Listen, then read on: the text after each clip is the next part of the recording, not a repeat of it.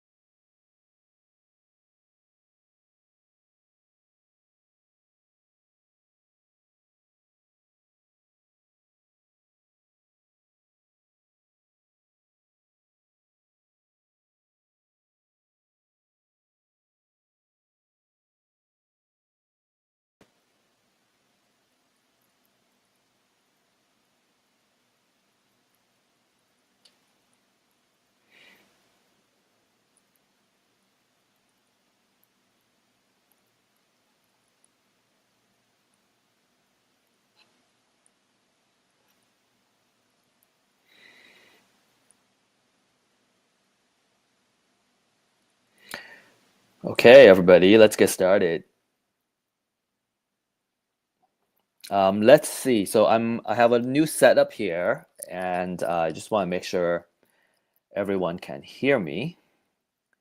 Can we show like a thumb up or a comment if you can see me and hear me? Hands up. Ooh, ooh.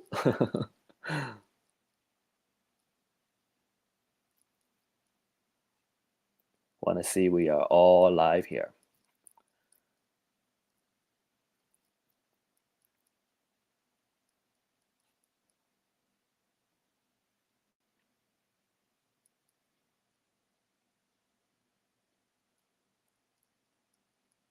Okay. Okay, I see Brace. Brace can see us. Okay, perfect. So let's get started, everybody. Okay, so this event is brought to you by our host organization, Real Estate IQ. And Real Estate IQ is a very famed for deal finding, right? Finding off-market motivated sellers. That has been kind of our best product. We have helped a lot of investors through this fresh data mining, finding deals that are off market, right? Which are precious type of leads. Since then, we have also launched a couple of related programs to really help you in your investment journey. The most recent ones are the deals program, where we actually bring you the deals. If you say have trouble kind of getting started in your marketing outreach and reaching the folks that are motivated to sell, we can help you with that. And also we have launched the funding program, which brings you funding to help you acquire the deals. Okay, so we're trying to offer you more solutions in your investment journey, really to help your investment, make it easier in your journey. We have gone through those pain points ourselves, which is why we're designing these products and programs to help you and help you win.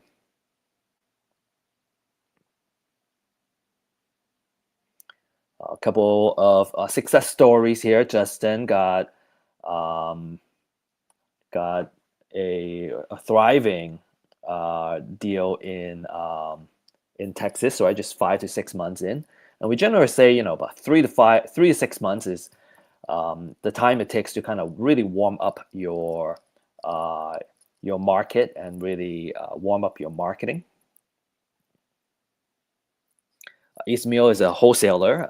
He has actually a team in place, and through Real Estate IQ and the pre-foreclosure motivated sellers, he got over 4 deals under contract. Oops, I'm skipping here. He got 10 deals under contract, and the average deal is $8,000 in his revenue. He actually showed me 2 deals that he made with over $80,000 in profit. So really good. Really happy for Ismail as well. Okay, and Daryl got 4 deals under contract, over $1 million in contract in just 9 to 10 months.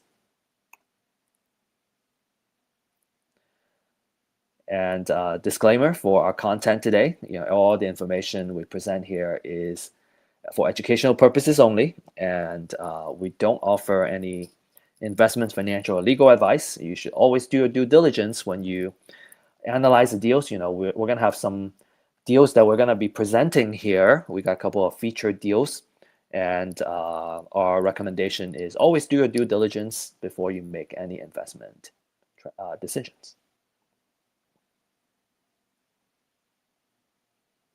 And if you need help closing on a deal, let's say you got a hot lead, you don't know where to go from there, we can help you with that. You just need to send your deal to me, and what we'll do is we'll take a look at the deal itself first, figure out what's the best offer, the right offer to offer the motivated seller, and the right approach, and then we'll go from there.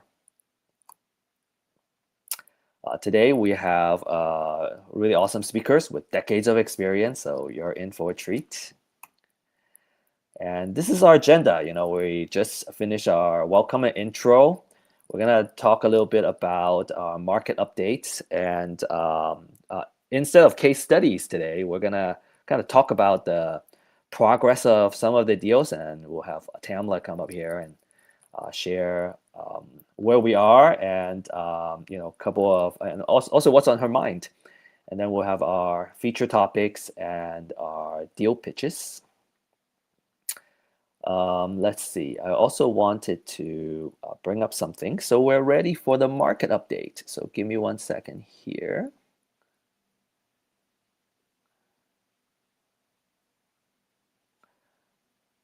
Okay. All right, we're ready. Okay, so market update. Investors have hit a 5-year high And small investors are the ones that are buying up about 1/3 of U.S. single-family homes since the second quarter of 2025. Although the total home sales have declined compared to last year, investors have increased their market presence. When home sales go down, it's we kind of see it as an opportunity as investors, and we are holding about 20% of single-family homes nationwide. Small-scale investors are dominating the market right now, and we represent over 90% of investor-owned properties, providing essential liquidity and rental supply to a slower sales environment.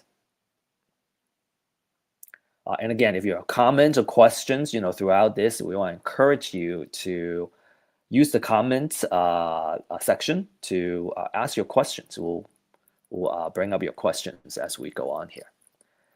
And there is seasonal buying opportunity here. October 2025 is presenting a prime opportunity for investors, including buyers as well, as home prices tend to soften in the fall with increased price cuts and motivate sellers. Market conditions such as stabilized mortgage rates around 6.3%, rising inventory, and less competition is creating favorable negotiation conditions. Builders are also offering, crazy incentives. We're seeing some crazy builders incentives to clear their remaining inventory before the year end, and it's a smart time to acquire properties. And the third update for you is the United States housing market. There are more listings happening that are showing up in early 2025. We're seeing a moderate increase in median home price, about 1.9% of increase year over year, and a slight increase in new listings, about 4.1%.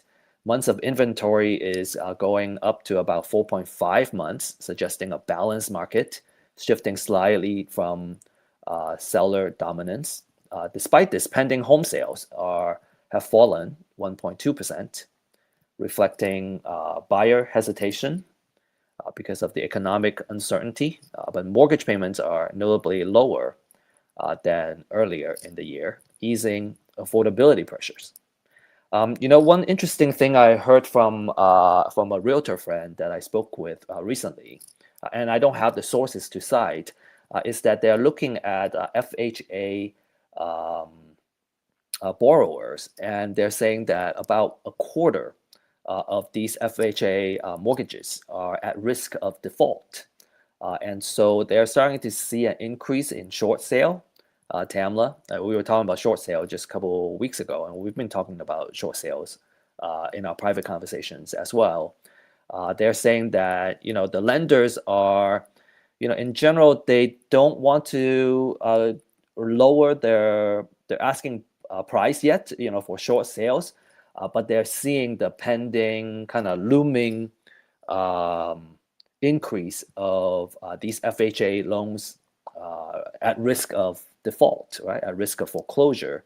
And when they're seeing those numbers come up, they're going to be more likely to drop their asking for the short sales. And so from what I'm hearing, just kind of let's say through the grapevines, we don't have a solid source to cite yet, is that we're seeing some potential in more short sale opportunities for the FHA properties, and those could be opportunities coming up from a short sale standpoint.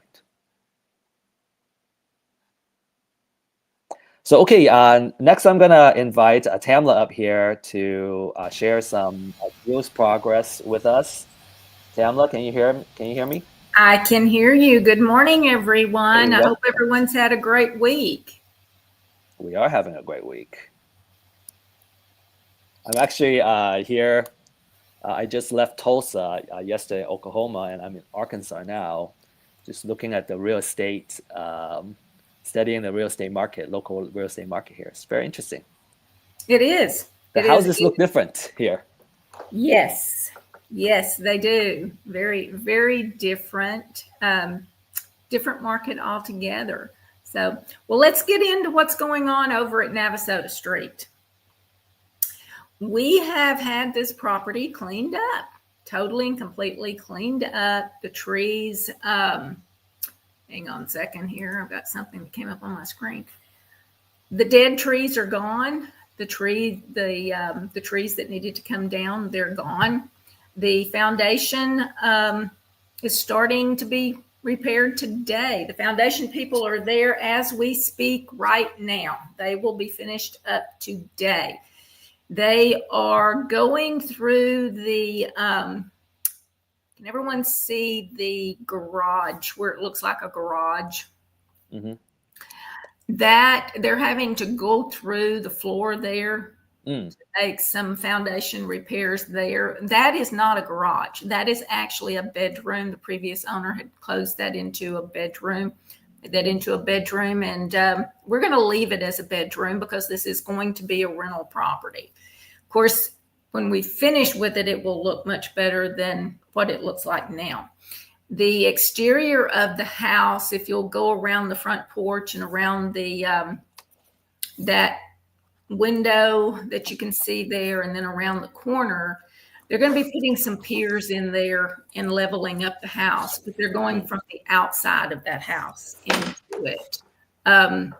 So they're not going to actually have to go through the flooring in the main part of the house. They're going to go from the outside, which we're really excited about because then we're not tearing up the flooring in there. We may end up having to replace the flooring in the bedroom that was originally a garage. But other than that, we're probably going to keep the remainder of the flooring. At least that's what our intentions are. So that's where we are now. Our construction crew will start on the property to rehab the exterior in the exterior next week, be the middle of next week, latter part of next week, and they're going to start on that, doing that. So we're going to start seeing a complete total transformation here, bringing in new windows. I know the picture that Steve has up still has all of the overgrown landscaping in the front, but that is gone now. So we are going to be re-landscaping the property also. So, when do you expect, Tianla, this project to be kind of near completion or ready for rent?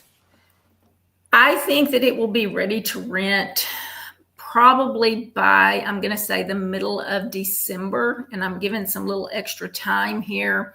The contractor that's going to be rehabbing this property is waiting until the foundation repair has finished to see how much more he's going to have to do to get this rent ready compared to what if you walked in right now looking at it. I mean, we're going to have more sheetrock to crack. We may have to replace the flooring in the in that third bedroom. So it's a wait and see as for the time frame, and also actually for the exact budget. I mean, we have budgeted $58,000, which I think is going to be fine because we've put in some extras in there for what ifs with the foundation repair.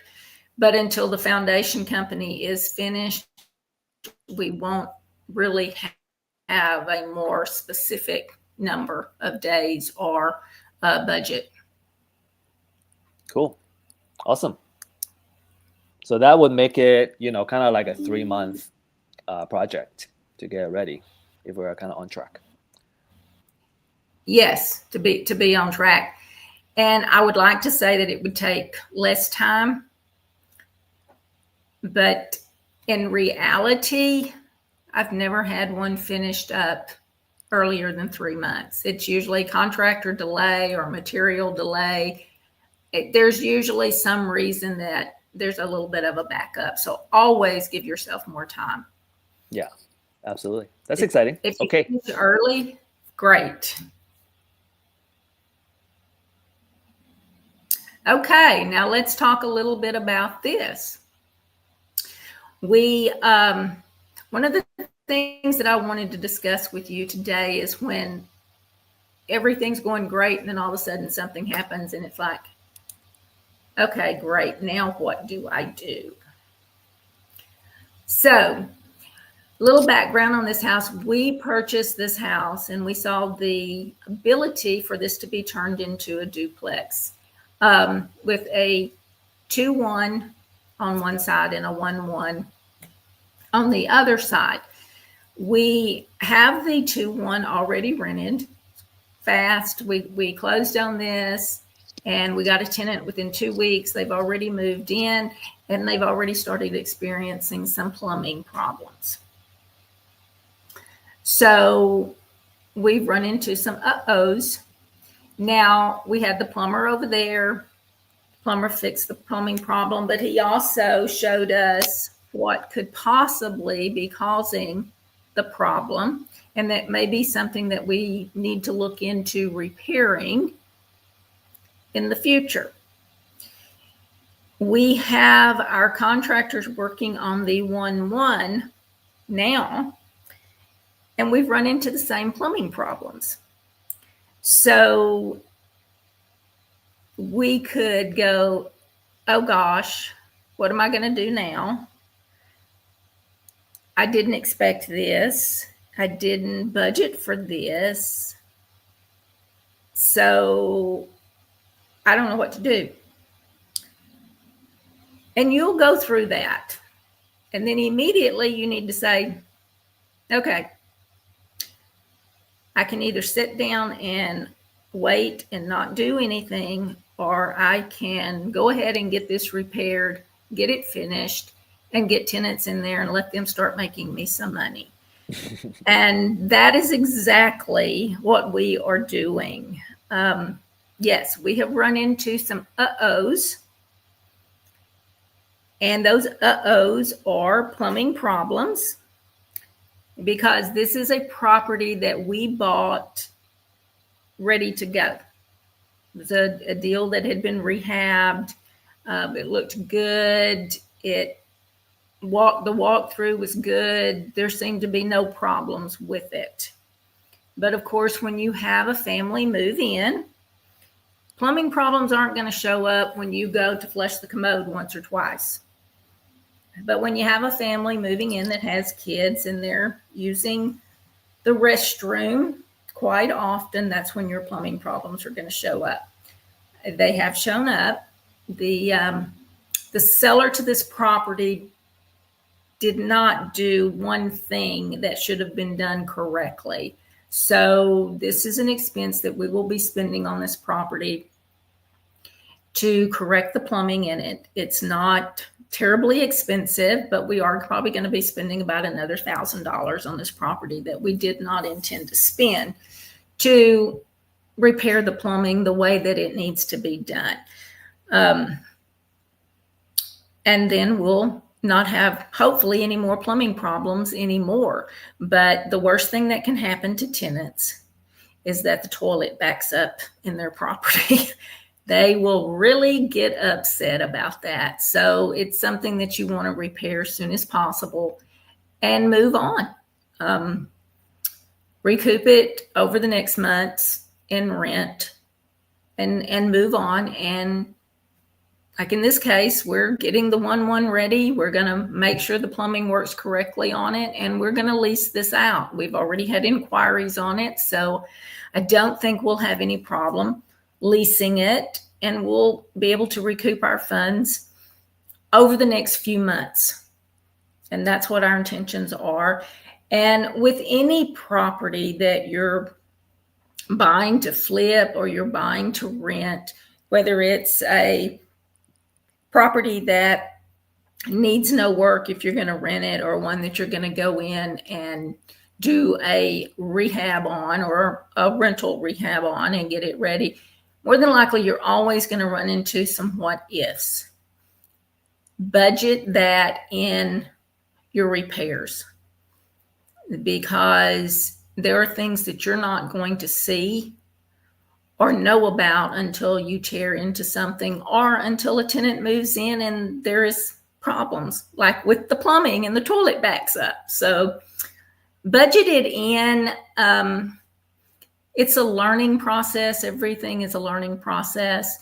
And the more these you do, the more you will learn how much to budget in for what ifs and uh-ohs, because there are going to be some.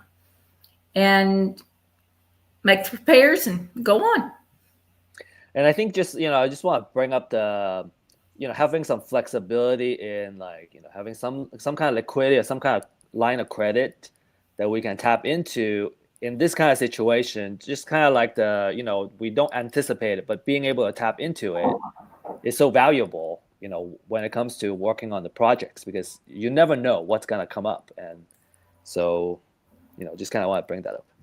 Yes, exactly. And I had another thought, Tama, because I've seen these photos, right, in our presentation, and it wasn't until last month that I actually drive up and kind of see the house itself, and kind of seeing which side. So left side, if we kind of look at the house facing it, the left side is the side that is leased out, and the right side, and it goes pretty deep too, which is how you have that all that space for the main house. And actually, you've got it just the opposite. It's the right side.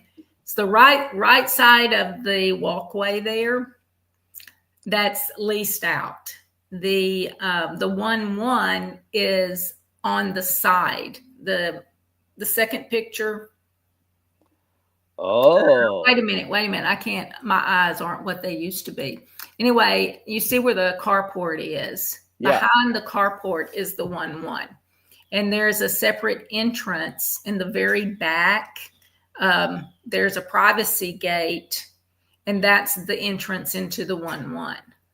Wow. Okay, so I completely misunderstood, because when I walked up to the walkway, I saw two doors. Yes. And both doors are for the same tenant?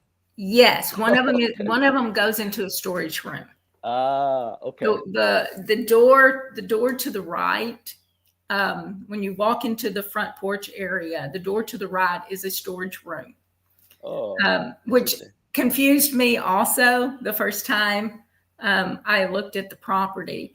The 1-1 is actually, if you go to around the side of the carport, there is a gate back there. Yeah, I remember driving by that. Yeah. And that gate is the entrance to the 1-1.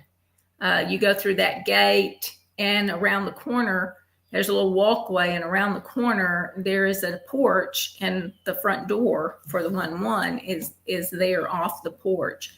And we are separating out the backyard so that each tenant has their own private space. So that's where we're starting now. The plumber's going to be there tomorrow to unstop the 1-1 toilet. So we're not going to be really doing anything on the inside until that toilet is unstopped.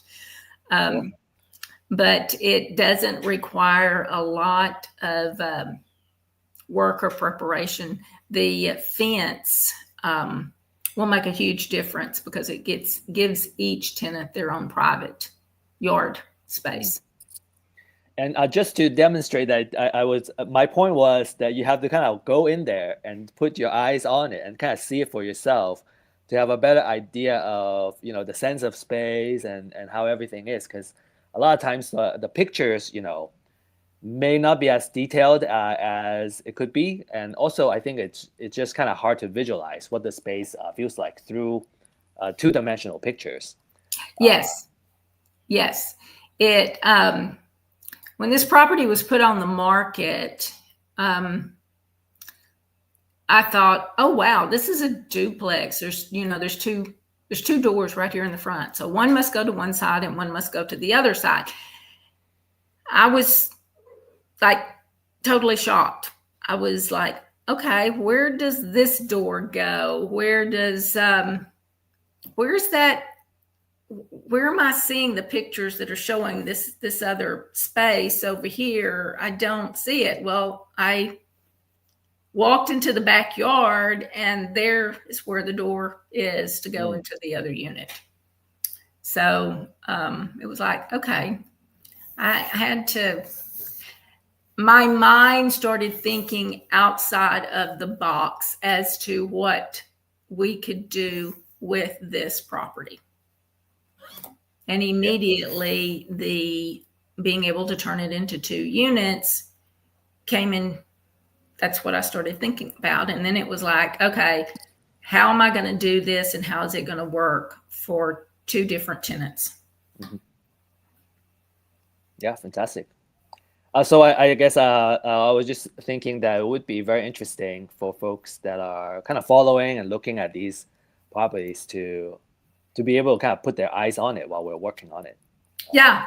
And I've actually got more pictures that I'll be uploading, and I will be uploading more today. The contractor should have the fence post in today.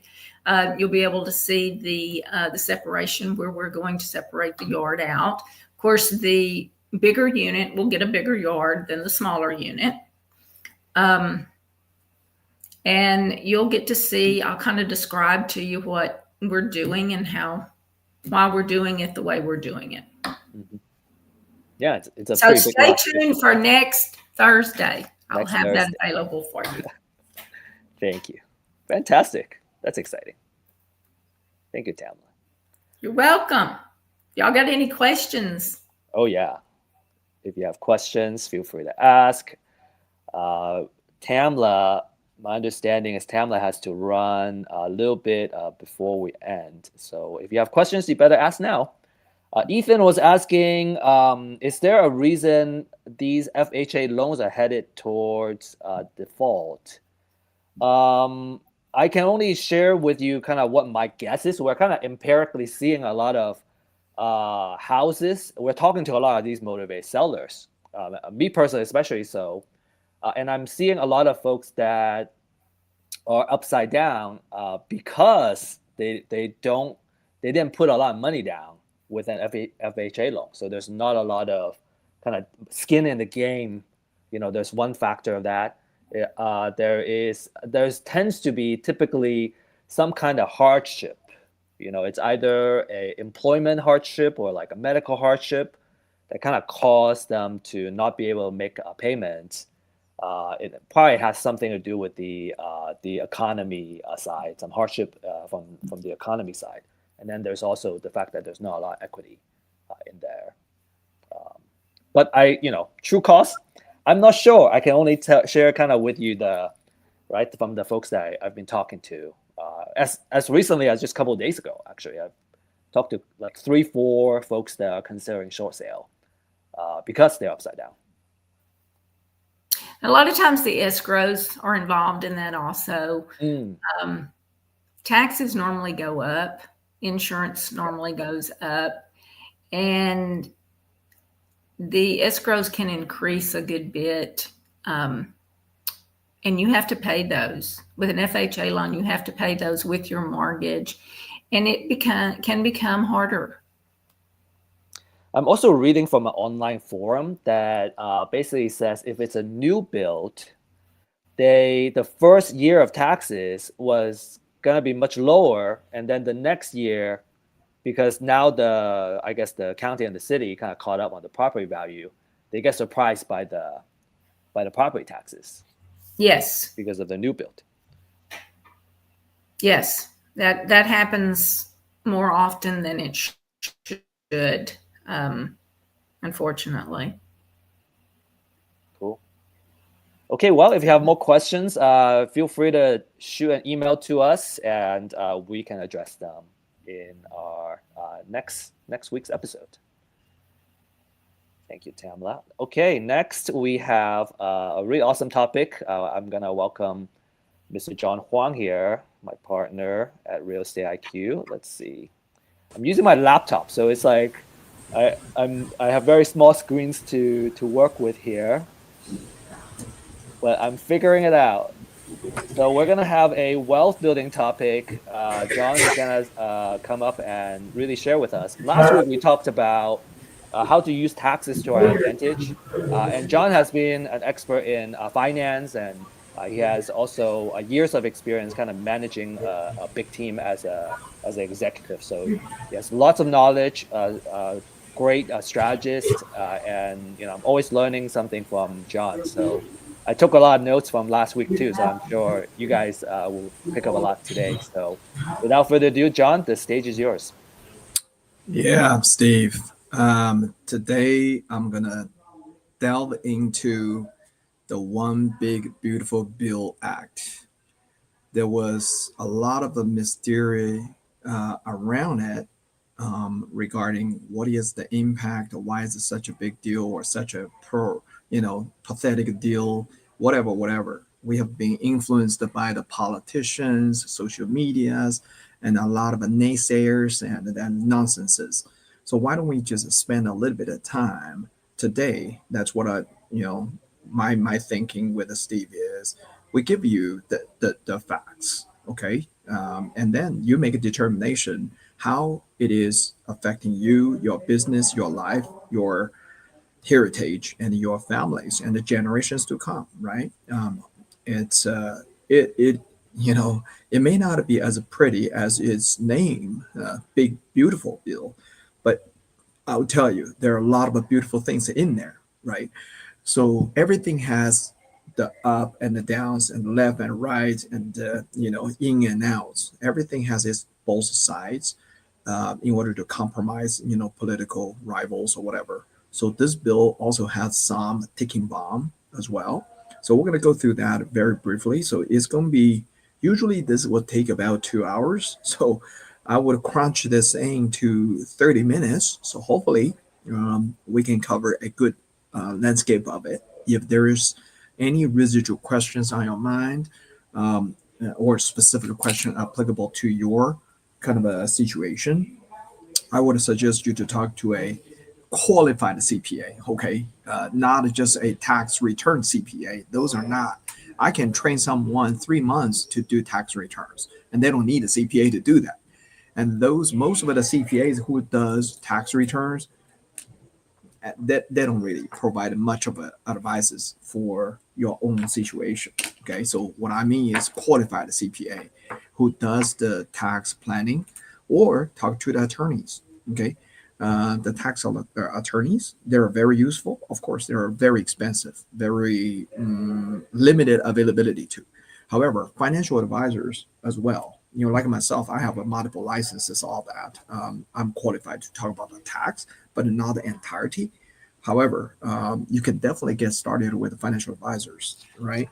So, with that said, let's go through that. So, what I'm going to cover today is going to be limited information, and I want to give you the disclosure and disclaimer, right? Whatever that I'm talking about, my teams and my people talk about, Steve, we talk about, is not for estate planning, or cannot be provided as the basis for your next year's tax return whatsoever. Okay, please consult with attorney or qualified tax advisors, including financial advisors. Even today, I'm qualified, but I wouldn't speak specifically to your own case.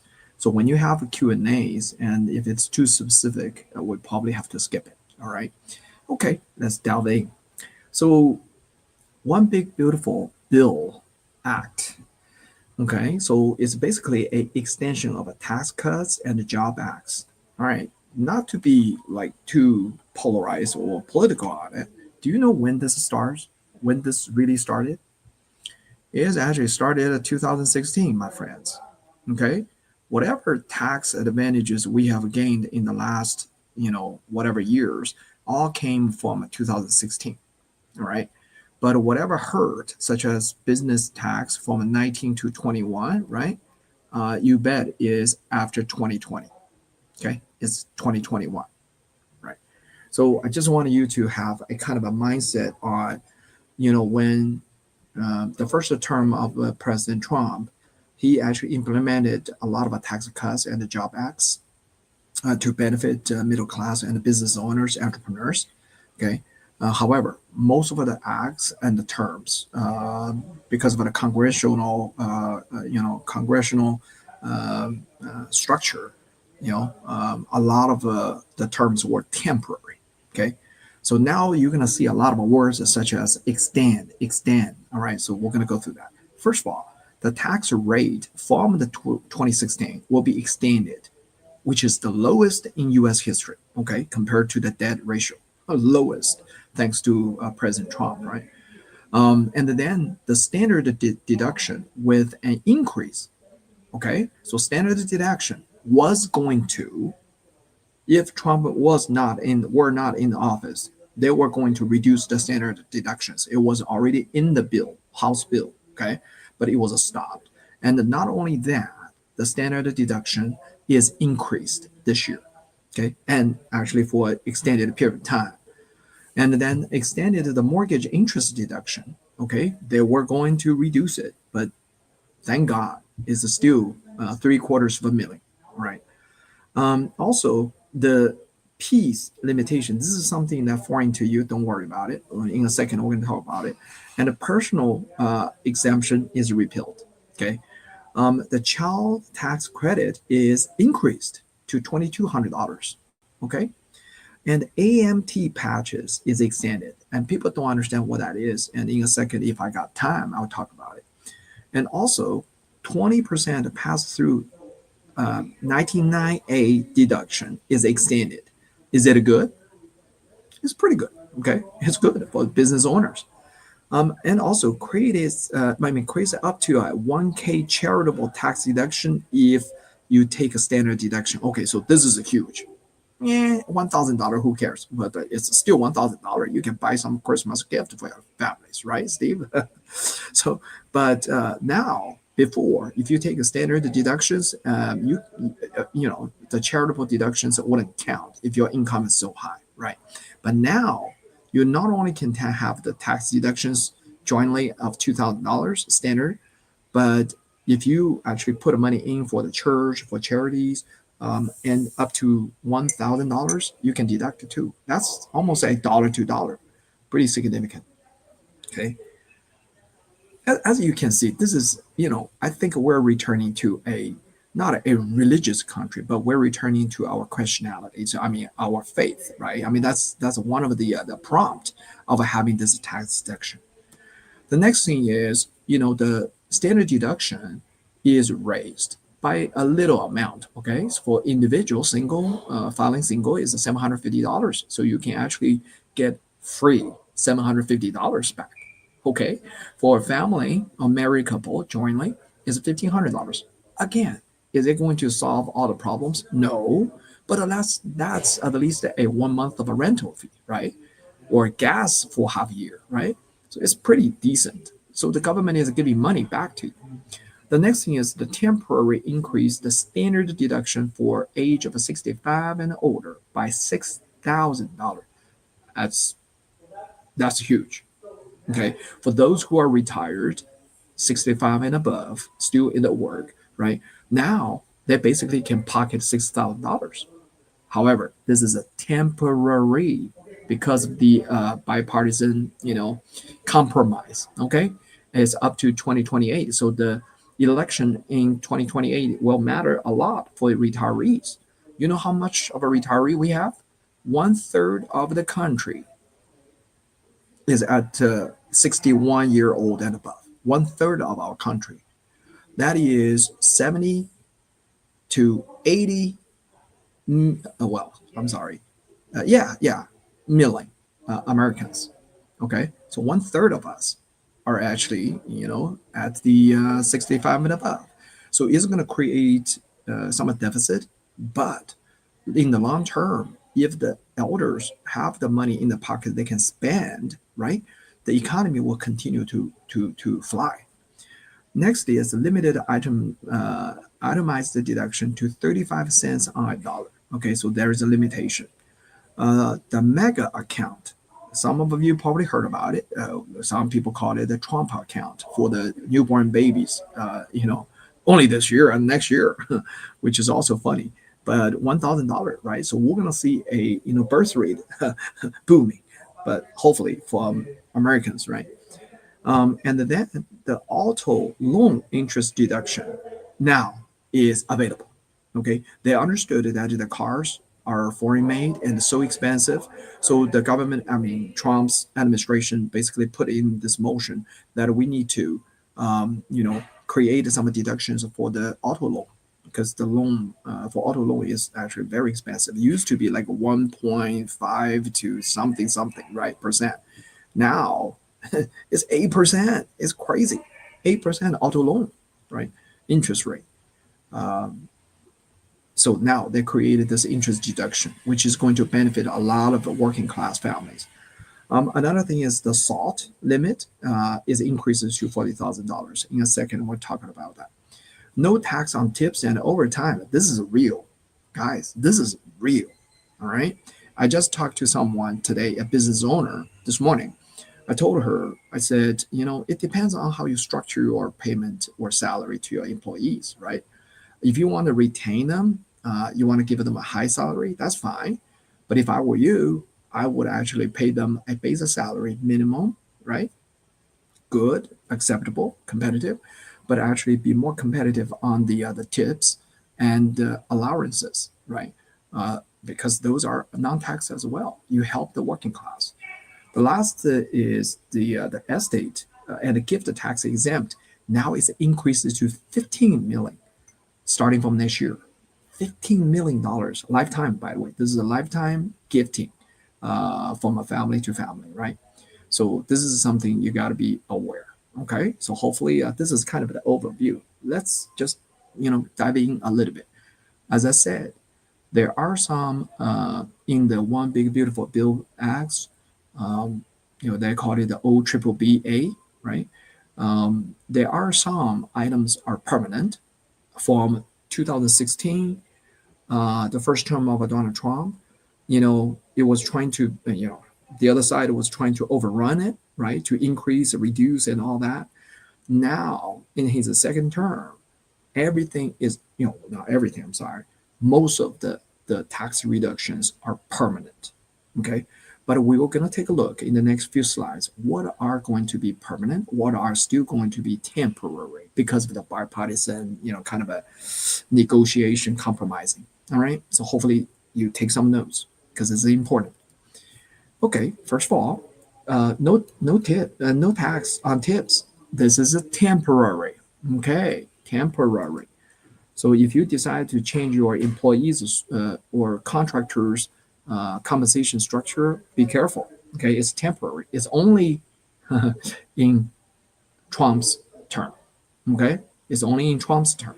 Okay, only applies to those traditionally received tips. Okay, so you can't do this. Let's say you are a real estate agent. You work for me, right? You were on salary and you are on your commissions before. And all of a sudden, your salary disappeared. Everything is tip. No, you can't do that. That's illegal. IRS will definitely bud you out. Okay. It's not everything. It's up to $25,000. Okay. Or reported tips. So what it does not apply to non-reported tips. Non-reported tips. What does that mean? Oh, basically they prompted all the cash deals to start reporting tips. If you don't report it, you don't get it. Okay. All right. And it's still kind of illegal, kind of a smuggling money, right? And the other is phase out once rich Maggie. Remember I said last week we're talking about the Aggie, Texas A&M. No, that's not about it. Okay. It's an Aggie. The other is called a Maggie. Maggie is not your friend. Okay. Maggie is not your friend. Maggie is nasty. Okay. It's a crazy Karen. All right. All right. So for those, there is a phase out, which is $300,000 jointly, and the single is $150,000.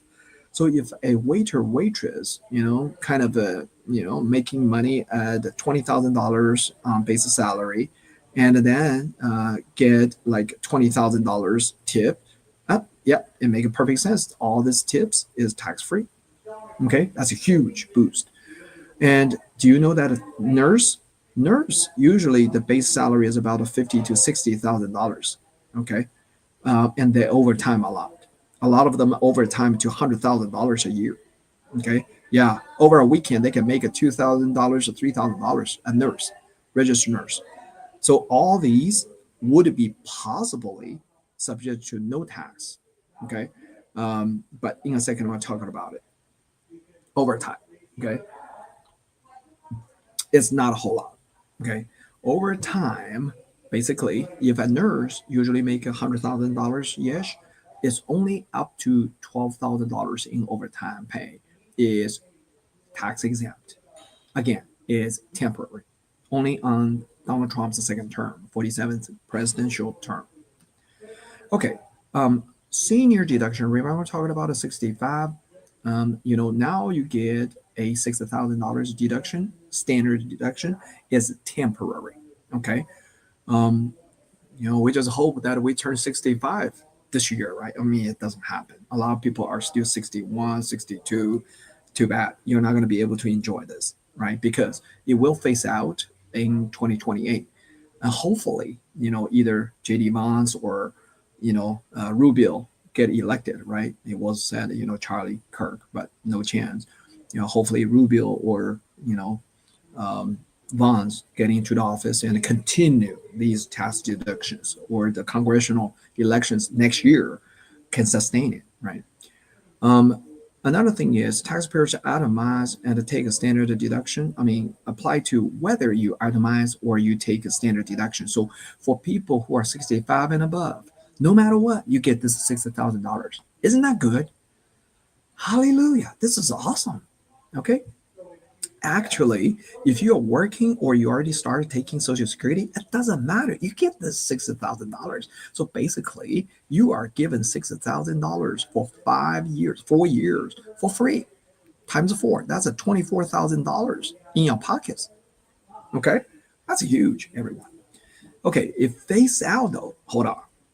If someone is having a business, having a job, already 65, and the income is over $150,000, be careful.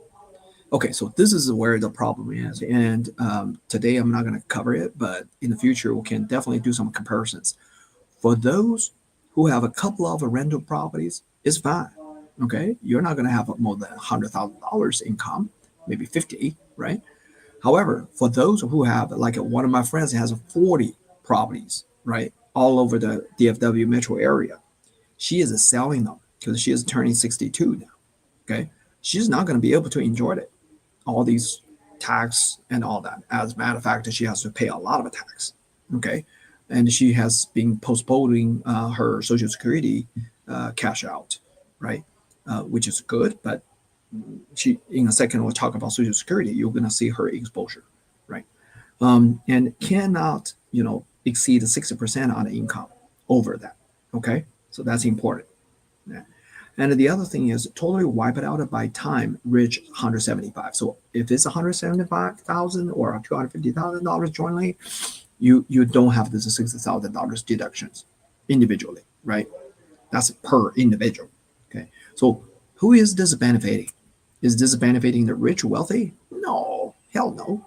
It's benefiting the working class.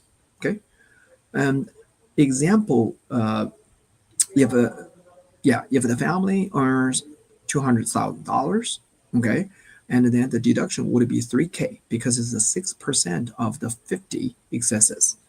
Okay, you got that? So 6% of the income on the income over that amount, right? So the deduction would be $3K only for $200,000 earnings.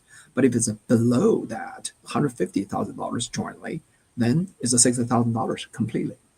Okay, yeah. So for those who don't pay any income tax, they will not benefit. Oh, what does that mean?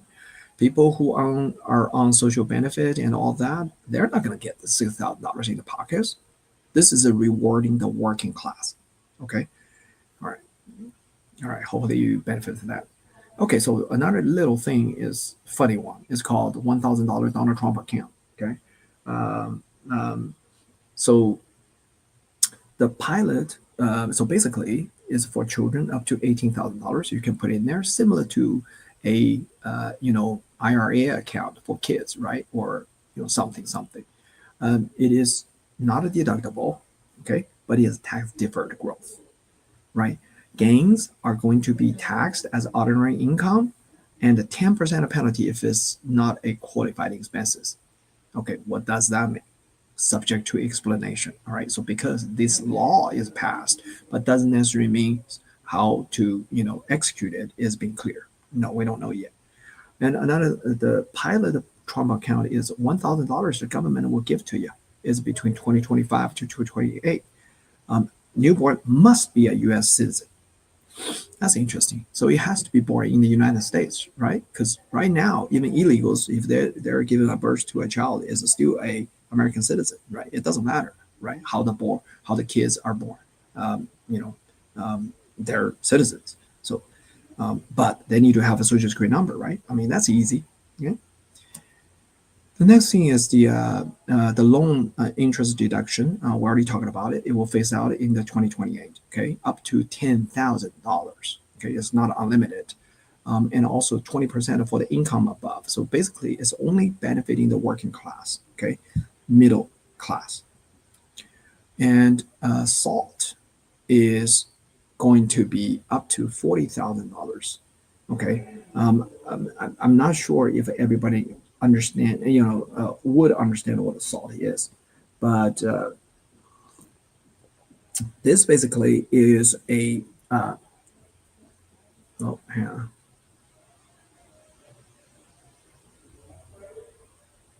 somebody is oops. Yeah, somebody is paging me. Okay, hold on.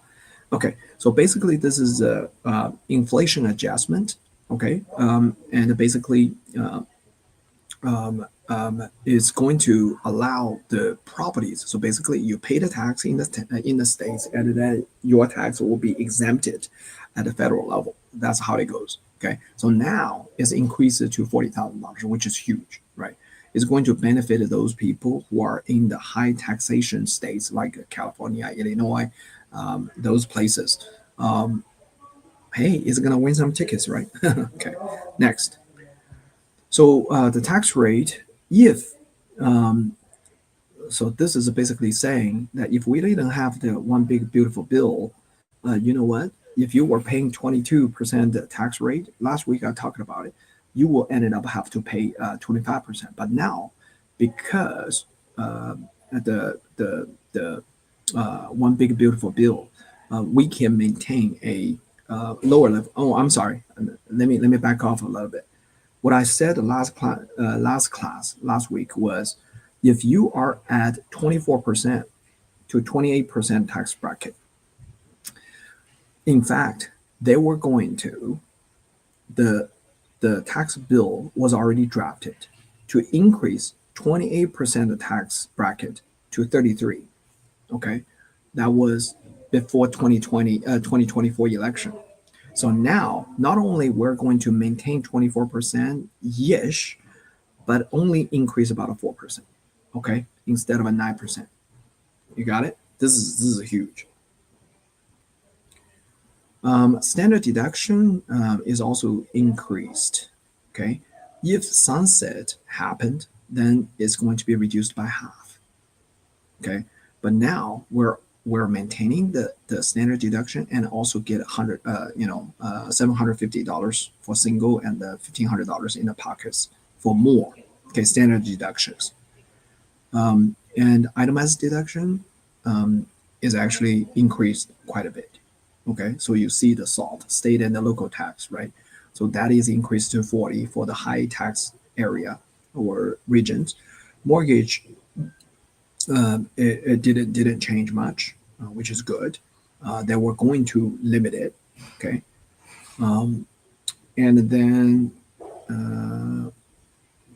the rest, child tax credit, get $200 more. Okay, so qualified business income, this is important for real estate business owners, entrepreneurs. It's a qubit, right? The qubit is something that you got to be really like paying a little bit of attention to. How about that? If sunset happened, you're going to end up paying 2% more, 2.6% more. But now we got to maintain it, which is beautiful, isn't it? Yeah, tax, already talking about the tax accounts, deferred, taxable, and tax-free accounts, right? Last week I talked about there are five of those, five of these, and you got to really think about how to do that. So this year and to the end of 2025 to 2028 would be a good year to convert your tax deferred to tax-free account, okay? To do Roth conversions, okay? If that is too complicated, talk to me offline or talk to your financial advisors or tax advisors. Okay, it's a really good time because the tax rate is low, right? So Maggie is called the Modified Adjustment Roth Income, right? So basically, the One Big Beautiful Bill Act is reducing the burden on the working classes from the Maggie, because Maggie is not your friend, is your enemy. Okay. So they can reduce quite a bit, like a tax loss harvesting and a qualified charitable contribution, tax efficient investment, all these. And the other thing is they can, through this tax bill, we're going to be able to, at our retirement age, maintain a low Maggie. Because I'll give you an example. Your Medicaid, well, I don't think anybody here would qualify for Medicaid, but Medicare, okay, you have a credit from the government, right? And what is that calculated based upon? It's a Maggie, okay? Higher Maggie, then you got to pay higher Medicare insurance cost, okay? So that's, Maggie is not your friend, right? So the current bill is going to maintain the lower Maggie for us, for all of us. Roth conversion is the best timing. Already talking about it. Best timing. All right. Yeah. And tax defer is huge. All right. Last week I showed you the numbers. It's huge, right? If it's, yeah. Yeah, we're talking about that. Charitable deductions, charitable distributions, qualified charitable distributions. This is huge. Okay. This is huge. 2025 is $108,000 limit. Okay, only applied to IRA. Does not require itemized deductions. Okay, and the distribution is excluded from the gross income. What does that mean? So if you put money into charitable accounts and actually you have a charitable organizations and the money is coming out from there as a payment to you, is actually exempted. Okay, so I don't know if y'all own a family charitable account or a charitable organization or a kind of a non-profit organization. Start thinking about it, because next time, I don't know if I have time to talk about it. There is something called a CRT. Okay, it is huge. Basically, you can basically put it in there. It's a trust, but it's not a regular trust. Okay, not a land trust. A land trust is a gray area, right? If you get audited, you get trouble, right? Even though it's very hard to find who's the owner, but you get in trouble. But CRT is not going to get in trouble legally now or future, because that's all wealthies use, right? Regular Americans can use that too. All right. So this is the last thing I want to talk about, deduction, bunching. That's it. Steve, I'm going to yield it back to you. I'm running out of time. There's so much of good stuff to talk about. Thanks, John. Appreciate it. I'm going to need to catch up on some on the recording of this. I missed a little part of this. Okay, cool. Let's continue.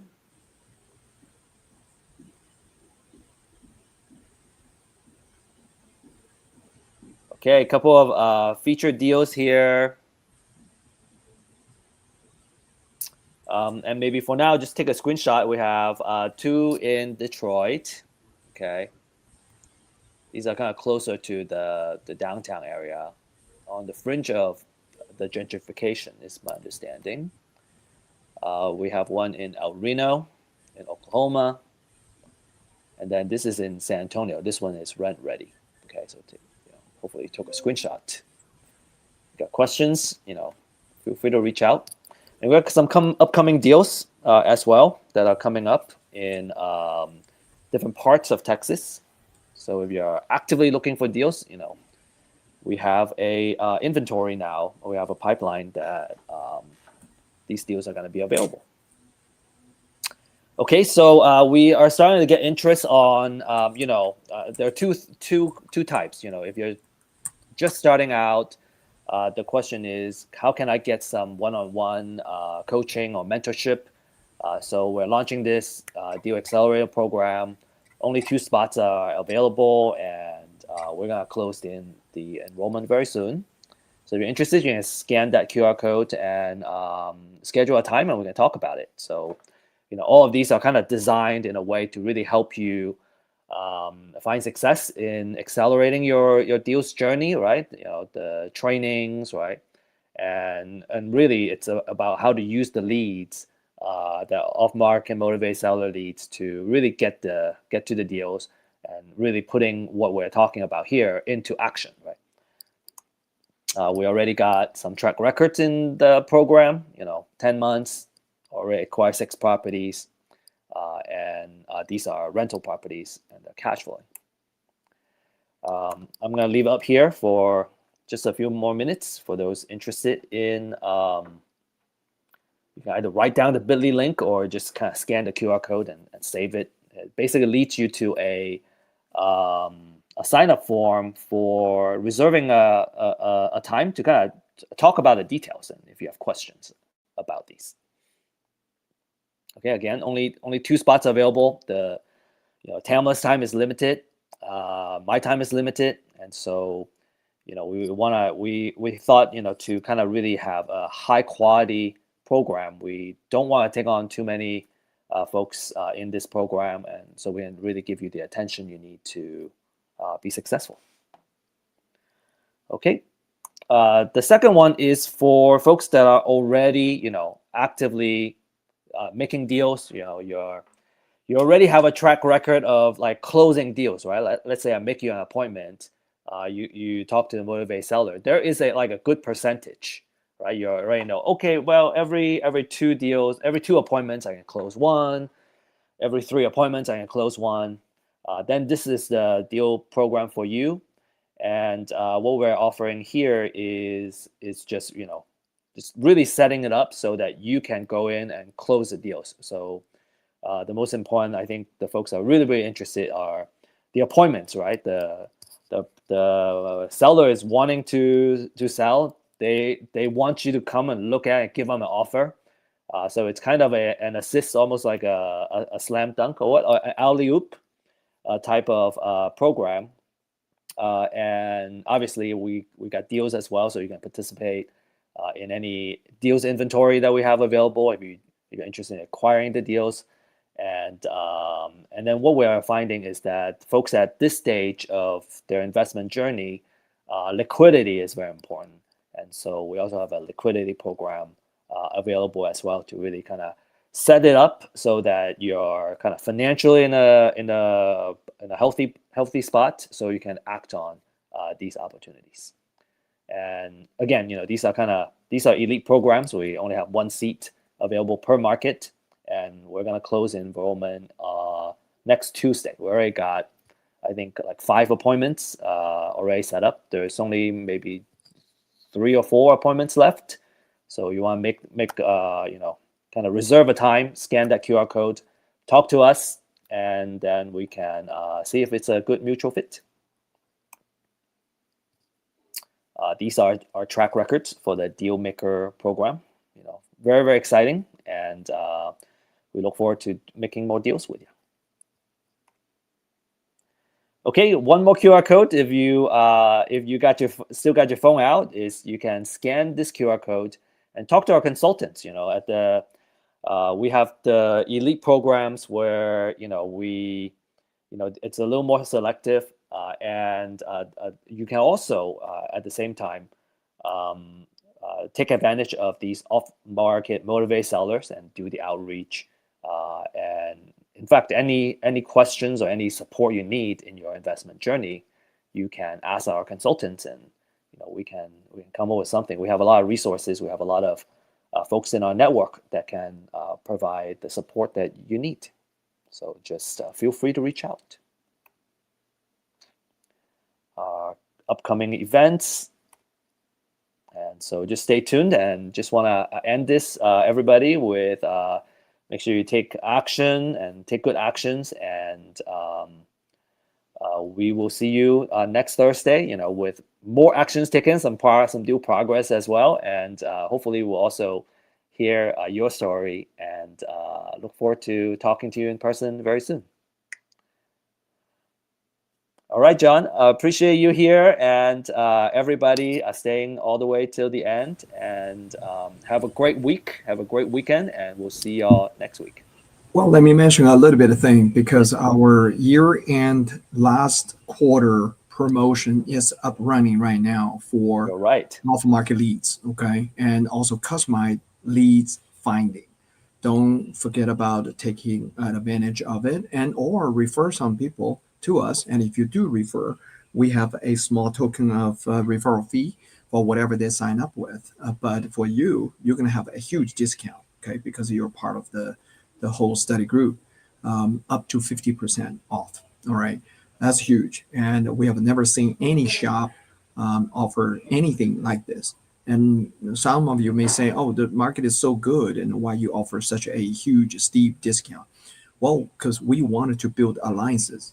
Steven and I, we have a goal to build this alliance to be hundreds of people, hundreds of shops, and to offer our genuine desire. So we wanted to offer 50% off for all of the market leads, and at the state level, at the regional level, monthly, quarterly, or whatever. And actually, we might even give you a monthly for free to try out.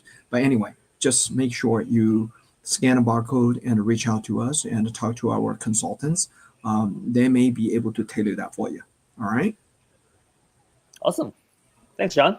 Appreciate it, Great. and good to see everybody. And we will talk to y'all offline. Mm-hmm. Cheers. Have a good one. Have a good one, everyone. Bye bye.